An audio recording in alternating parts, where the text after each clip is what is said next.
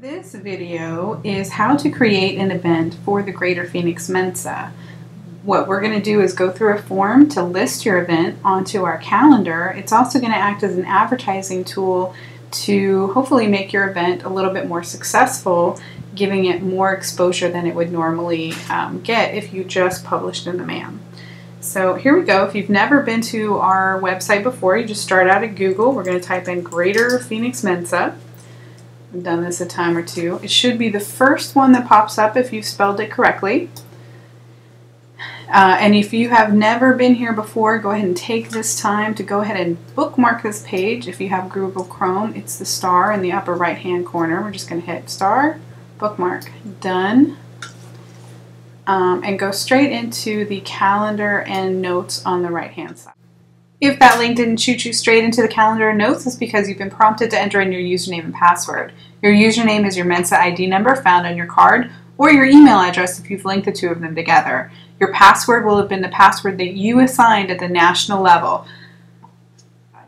The GPM calendar event scheduler will be the very first link that pops up. Go ahead and click that to open it. And then down here you see our form. I'm going to take you through this step by step. This first field is the scope of your invitation. If you're making this for Mensa members only, go ahead and click that second button. If this is a public event that you would also like to include Mensa members in, hit that first button. And other, and this completely made up event is going to be an other. We're going to invite the Greater Phoenix Mensa plus the Phoenix Astronomy Society, and I will abbreviate that for you. That other field is also for special interest groups that meet inside of Mensa. So if you had a space SIG or a music SIG, that's where it would go. And the date of the event, it doesn't matter so much how you put this in there, as long as you put it month, day, and year, we will figure it out. So this is going to be 10/31/2012. And we'll start at 7 o'clock p.m. The title is going to be Stars and Wine. And then the event location. And I went ahead and pre-typed this out so I didn't have to make you wait for me typing. But what you want to kind of look out for is that you get the actual address in there so that people can GPS it. You absolutely want that, the first thing. And then go ahead and put in some descriptive terms about it. How are people going to find it as opposed to the other houses in your neighborhood? And then your event description. And you want to put as much description in as possible so that people, especially if it's not like, you know, a meetup for a couple beers at a pub. Basically, you just want to get enough information in there to accurately describe your event, especially if it's a little bit different than something that normally shows up in the MAM. This contact information is mostly for people who have questions before the event, but you also want to make sure that it covers the day of the event, who's going to pick up the phone if somebody can't find your house or can't find the pub or can't find the movie theater. Who are they going to call to say, I'm trying to find it, I'm just completely lost. And if you're prone to leaving your phone underneath your couch, go ahead and add in an alternate phone number in there of a spouse or friend or somebody else who might have their phone on them if you don't pick up the phone, just to kind of help out that day, because nothing is more frustrating than not being able to find something when you're right down the street. Special attributes of your event, this is pretty important to kind of specify what's going to be going on.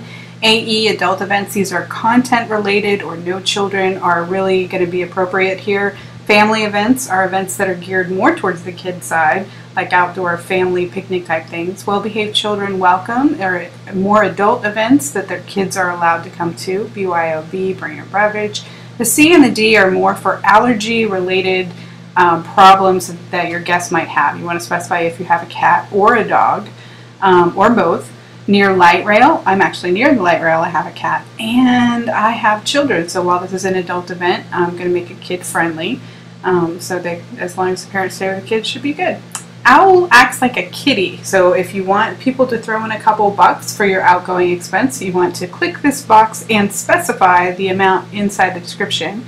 Participatory buffet, RSVP, I'm making copies of a scavenger hunt, so we'll click that. and smoking preferences. So smoking outside is fine, and it is not wheelchair accessible. Does this event repeat? I'm going to say that I would like this as a monthly event so you can see how this would work. So we're going to say the second weekday of each month, and we're going to put in a second Saturday. So the first one is not a Saturday, but we'll just go ahead and pretend that it is. So second Saturday of every month, this event will go on and continue. So I'm going to put an ending date of 1 year out from the first date. 1 year out. And then again, your email address needed to contact you. Now the reason that it's asking you for this twice, because we did fill this in the contact information above. One, in case you forgot it up there, it prompts you to put it in here again. And secondly, you might have put someone else's email address in up there because they're more accessible than you are. But we need to know who actually filled in this form. Okay, and also this one won't be published, but the one above will. So we're going to go ahead and hit submit. Your response has been recorded, so you know that it actually went through. That's the only confirmation that you are going to get. Once we receive this information, it may take us a couple days because it's manually entered, but we'll put it in our forms of social media, which may include the MAM, our newsletter, if there's adequate time between the time submitted and the time that the MAM goes out, and your event. It might also include Facebook, LinkedIn, Meetup. We will not publish your address to the general public. So some of these things may not be appropriate for your event, but we will push it as much as we can. And you're also encouraged to do your own advertising should you feel that's necessary. If you have any questions or you just want to make sure that it's been submitted correctly, you can go to the Contact Us page on the website. And again, once you've hit this form saying your response has been recorded, you have successfully completed that form. Congratulations, and we look forward to seeing your event.